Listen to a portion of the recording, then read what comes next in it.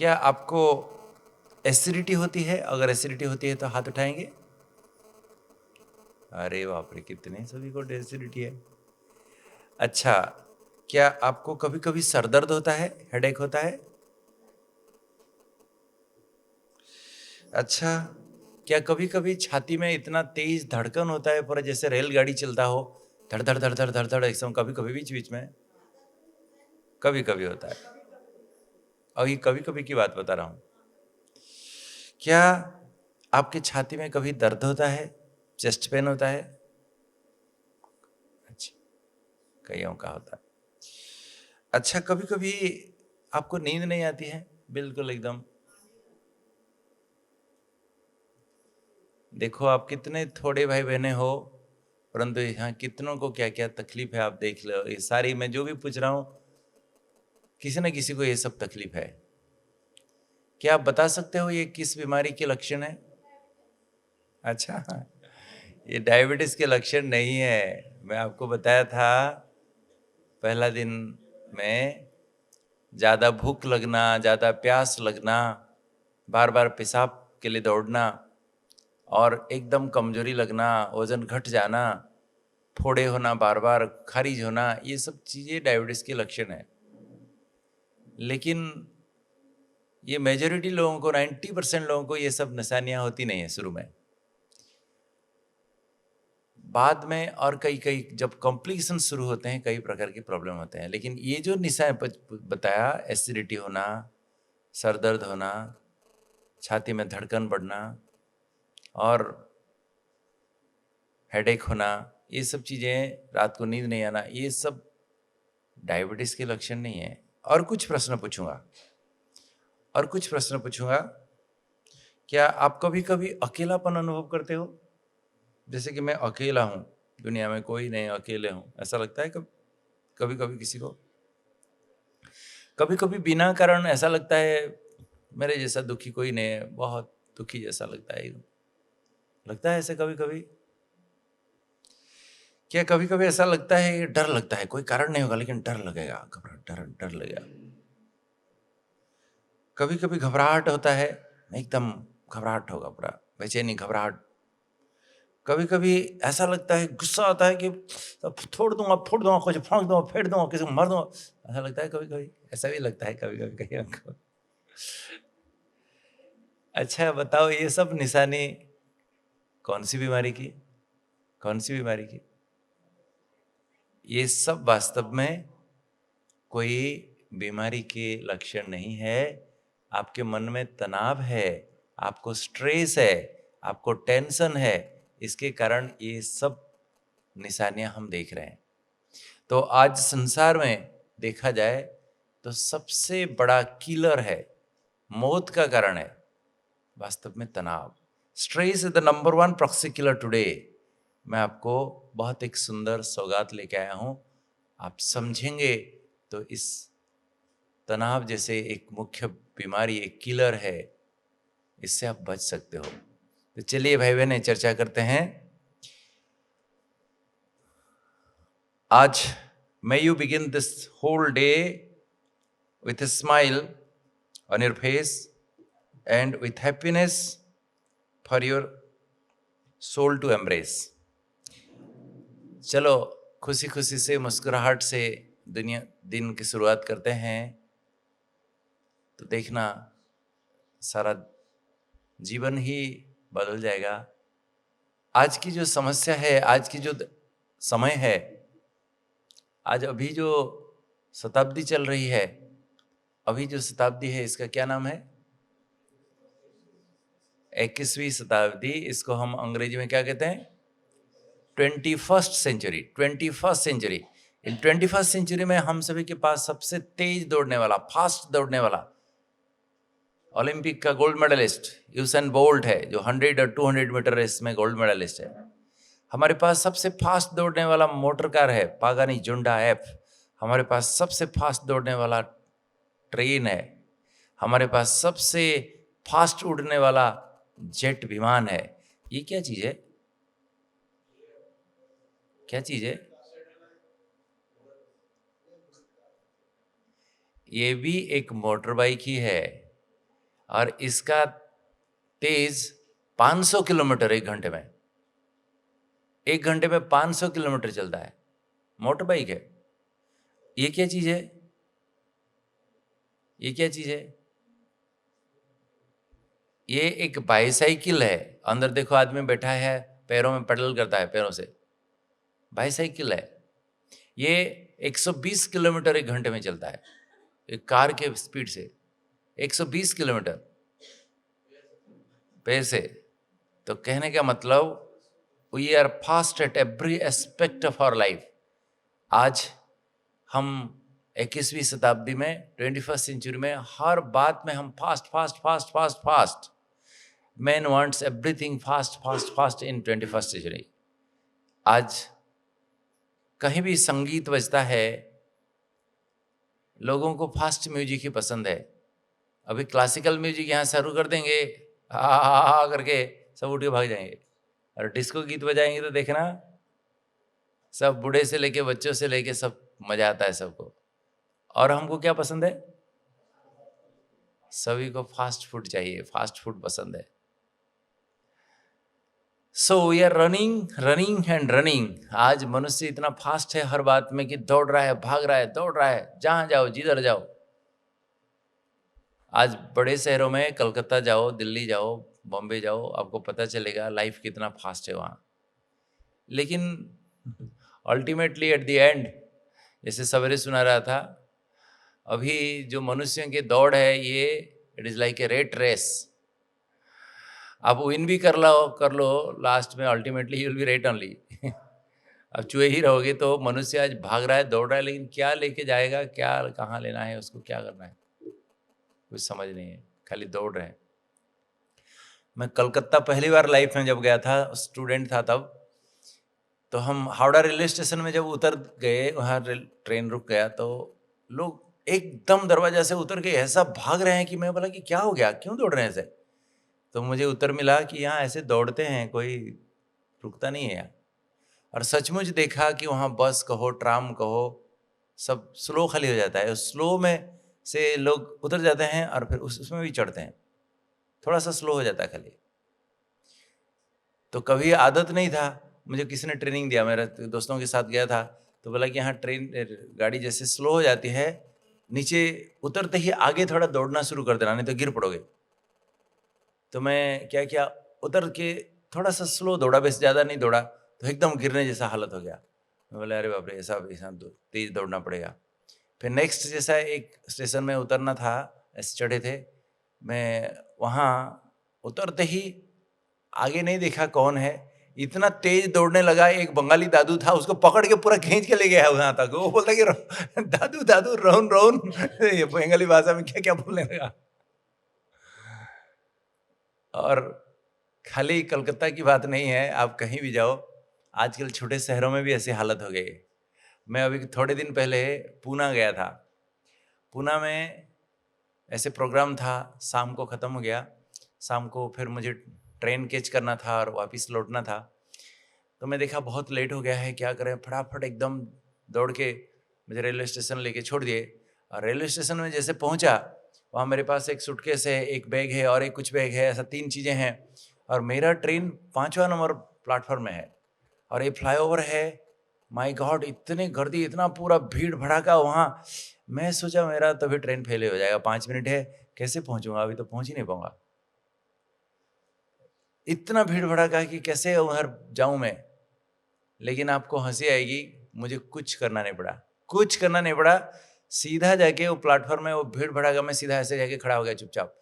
लोग मुझे धक्का मार के फ्लाईओवर में चढ़ा के लेके ट्रेन के कंपार्टमेंट में घुसा दिए, मुझे कुछ करना नहीं पड़ा। तो आज कहीं भी जाओ, किधर भी जाओ, लोग भाग रहे हैं, दौड़ रहे हैं, दौड़ रहे हैं, दौड़ रहे हैं। लेकिन कहाँ दौड़ रहे हैं, किस लिए दौड़ रहे हैं? आज मनुष्य के जीवन देखो, हरी वरी और करी। क्या मतलब? हरी मना जल्दीबाजी, सभी को जल्दीबाजी है, कोई रुकने के लिए तैयार नहीं, कोई रुकने के लिए तैयार नहीं, सब जल्दीबाजी है। लेकिन इसका परिणाम क्या है? किसको धीरज नहीं है, किसके, इसलिए वो जल्दीबाजी कर रहे हैं। किसी को धीरज नहीं है, मैं आपको बता रहा हूँ। एक चुटकुला सुनाता हूँ आपको।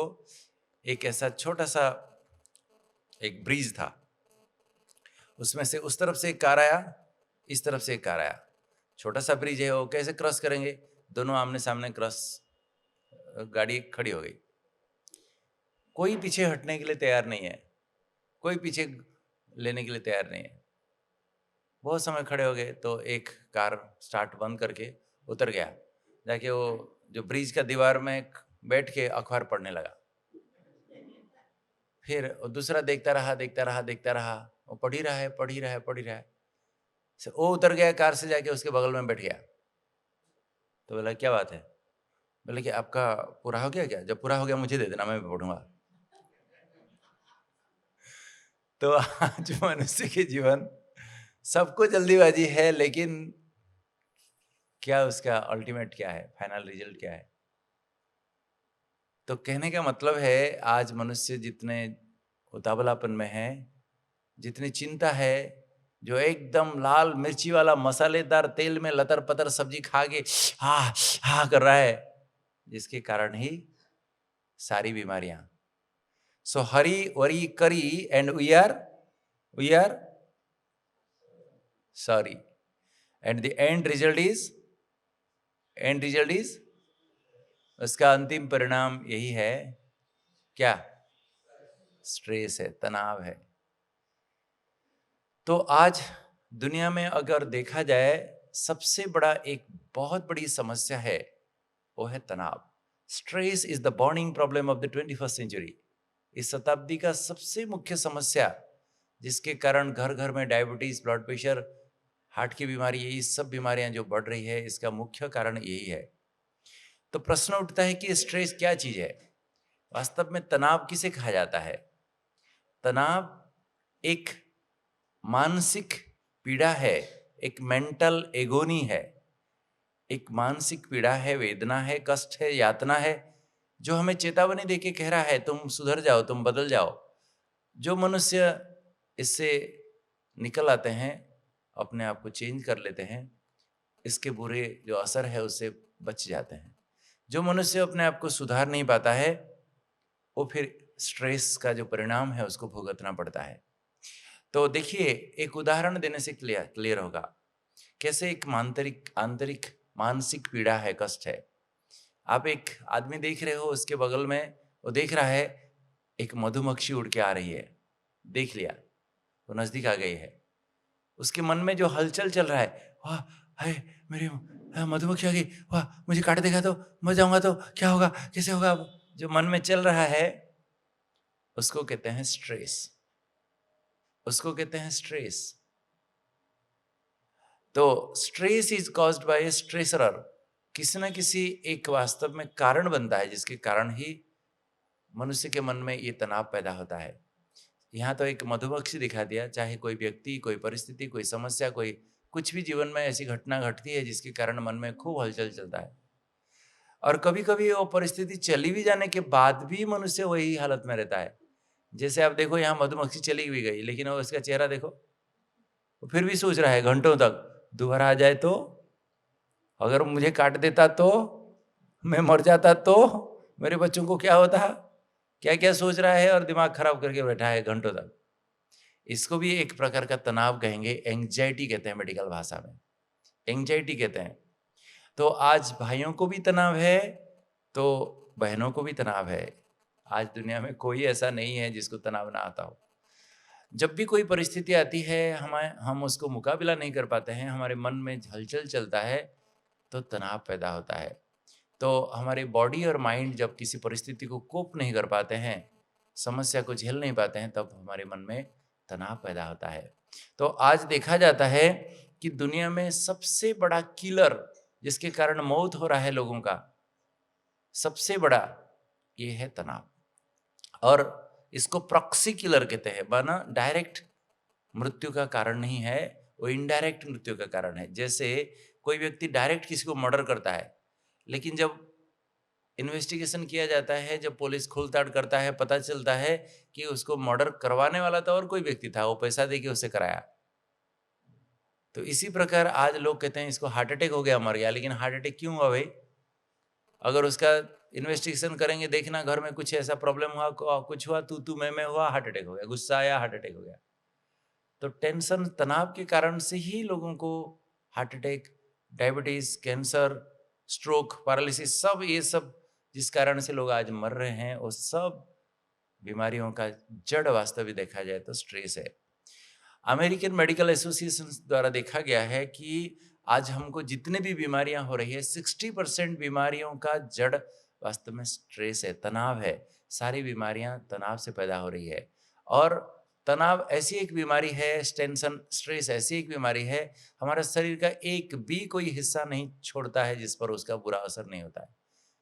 आपको दांत का प्रॉब्लम है तो दांत में ही दर्द होगा, आपके कान में कोई प्रॉब्लम है तो कान में प्रॉब्लम होगा। लेकिन तनाव ऐसी बीमारी है जो सारे शरीर का एक भी कोई सेल को नहीं छोड़ता, एक कोशिका को नहीं छोड़ता। और लंदन यूनिवर्सिटी में देखा गया रिसर्च करके, कोई व्यक्ति बहुत सिगरेट पीता है, बहुत हाई कोलेस्ट्रॉल डाइट खाता है, उससे जितना नुकसान नहीं है, स्ट्रेस से और ज्यादा नुकसान होता है, और ज्यादा। आपको पता है, एक सिगरेट पॉप अप जब पीते हो, हार्ट में आधा घंटा तक उसका असर रहता है। जो हार्ट की रक्त की नलियां है उसमें एंडोथेलियल डिस्फंक्शन कर देता है। लेकिन कोई व्यक्ति गुस्सा कर दिया, एकदम एकदम तेज, एकदम जोश में आ गया और गुस्सा कर दिया, 30 दिन तक उसका असर रहेगा, 30 दिन तक। तो जिसको स्ट्रेस होता है, तनाव होता है, वो सिगरेट से भी ज्यादा खतरा है, और हाई कोलेस्ट्रॉल डाइट खाने से भी ज्यादा खतरा है। और जिसको तनाव होता है, बहुत जल्दी बुढ़ापा शुरू हो जाता है, एजिंग प्रोसेस बहुत जल्दी शुरू हो जाता है आजकल। इसलिए 20 साल भी उम्र नहीं बच्चों का, देखना बाल पके हैं। और किसी कंपनी में देखा गया है, अगर किसी कंपनी में अगर उसका प्रोडक्शन कम हो रहा है, देखा जाता है सर्वे करके कि उनके लोगों को स्ट्रेस है, वहाँ के कर्मचारियों को अगर तनाव है तो उस कंपनी के जितनी प्रोडक्टिविटी होनी चाहिए नहीं हो पाती है। तो कहने का मतलब है, आज दुनिया में सबसे ज्यादा नुकसानकारक वास्तव में स्ट्रेस है, जो हमारे व्यक्तिगत रूप में, पारिवारिक रूप में, सामाजिक रूप में हमारे देश का भी बहुत सारे नुकसान पहुंचा रहा है। आज देखा गया है, in the modern times stress is emerging as the number one proxy killer amongst all the disease affecting human beings.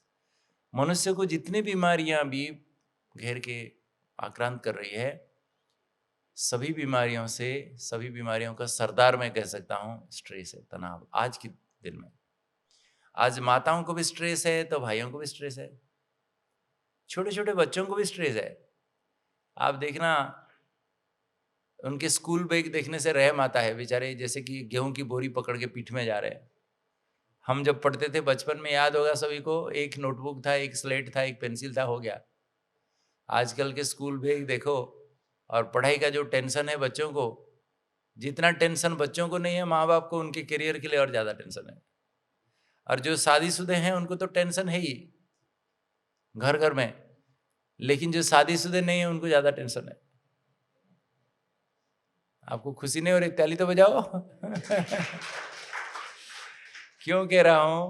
मैं प्रैक्टिकली देखा हूं हमारे हॉस्पिटल में, जो अपना जीवन भगवान के लिए दिए हैं, चाहे किसी धर्म के हैं, चाहे जैन धर्म, चाहे क्रिश्चियन धर्म, चाहे किसी भी धर्म के, साधु सन्यासी, बहुत लोगों को मैं देखा हूं नजदीक से।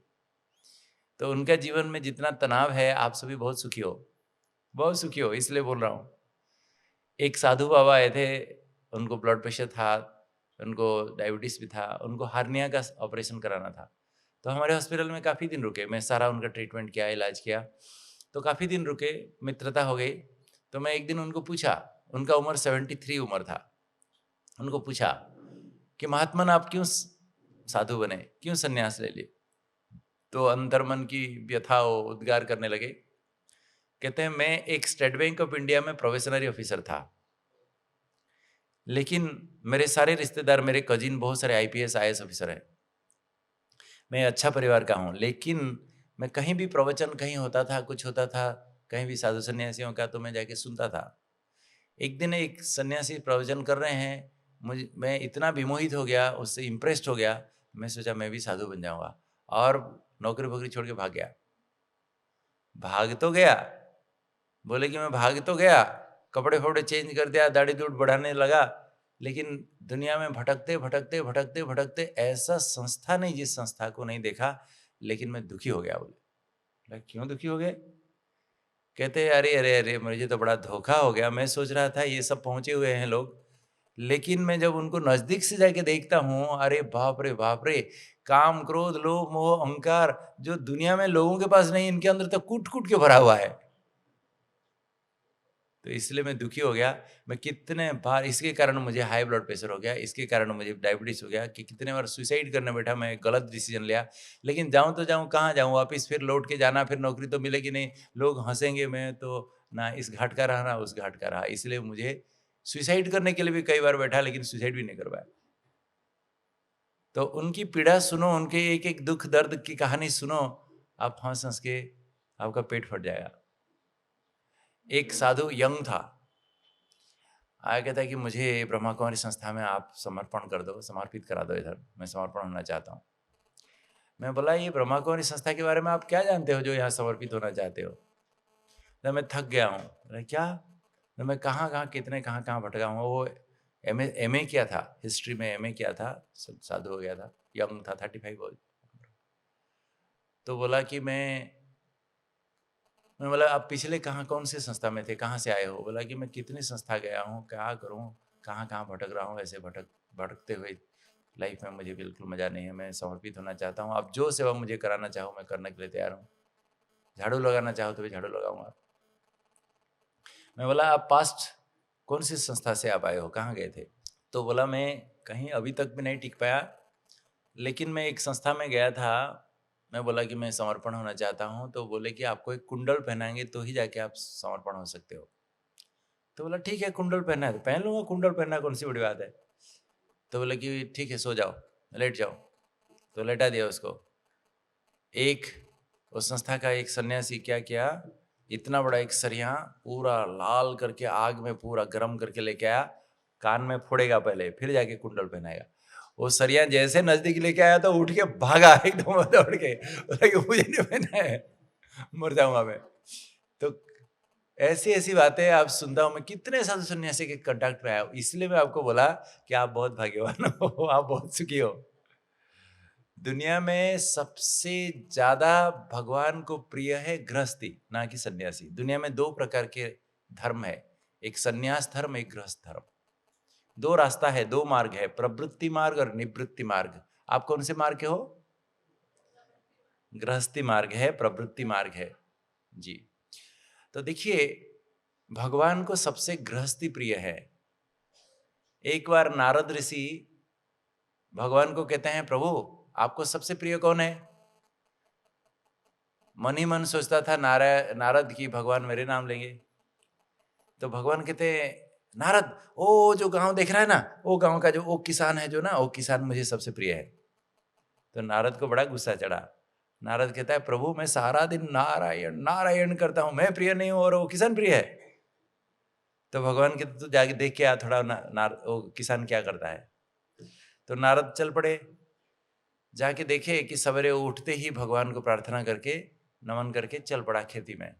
देखिए सारा दिन खेती में पूरा मेहनत करके पूरा बिजी रहा, शाम को लौट के आके नहा धो के फिर से भगवान को नमस्ते करके खा पी के सो गया। नारद को तो और गुस्सा चढ़ा। नारद आके कहता है, भगवान वो तो आपको 2 बार ही याद किया, वो प्रिय है और मैं सारा दिन नारायण नारायण करता हूं, मैं प्रिय नहीं हूं।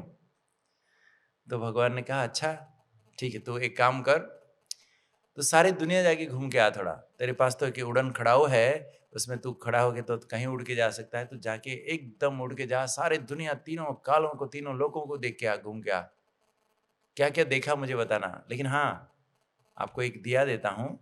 भगवान एक जलता हुआ दिया दिए, कहते कि आप हाथ में पकड़े से, और ये हाथ में दिया पकड़ के जाके घूम के आना, देखना पड़ेगा, लेकिन याद रखना ये दिया बुझना नहीं चाहिए।